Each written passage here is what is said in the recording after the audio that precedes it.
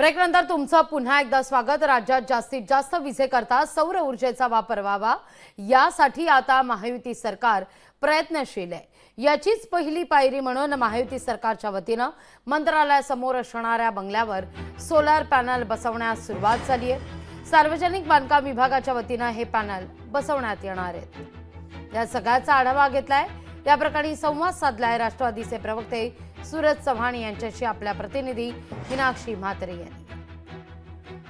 मी सध्या मुंबईत राष्ट्रवादी अजित पवार यांच्या पक्ष कार्यालय बाहेर आहे। आपण पाहू शकतो की पक्ष कार्यालय बाहेर असलेल्या बंगल्या इथे सोलार पॅनल्स जे आहेत ते बसवण्यात आलेले आहेत। त्याविषयी अधिक माहितीसाठी माझ्याशी बातचीत करण्यासाठी अजित पवार यांच्या पक्षाचे युवक प्रदेश अध्यक्ष आणि प्रवक्ते सूरज चव्हाण जे आहेत।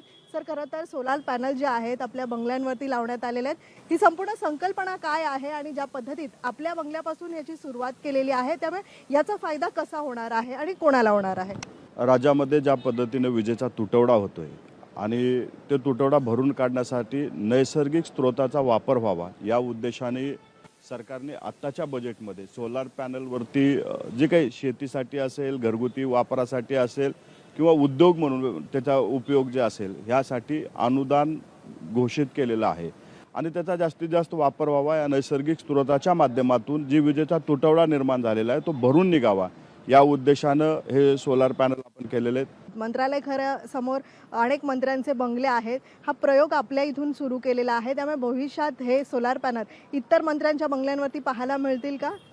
सगळ्या बंगल्यावरती पाहायला भेटतील, शासकीय ऑफिसेसमध्ये आपल्याला पाहायला भेटतील, जेणेकरून या नैसर्गिक स्रोताचा माध्यमातून जे काही आपण निसर्गाची हानी करून वीज निर्मिती करतो ती टाळण्यासाठी या उद्देशाने हे सोलार पॅनलचा आपण केलेला आहे। एकूणच विजेचा जो तुटवडा भासत आहे हा तुटवडा भरून काढण्यासाठी हा प्रयोग जो आहे तो सुरू करण्यात आलेला आहे। त्यामुळे राष्ट्रवादी अजित पवार यांच्या पक्ष कार्यालय बाहेर आपण पाहू शकतो की सोलार पॅनल्स जे आहेत ते बसवण्यात आलेले आहेत।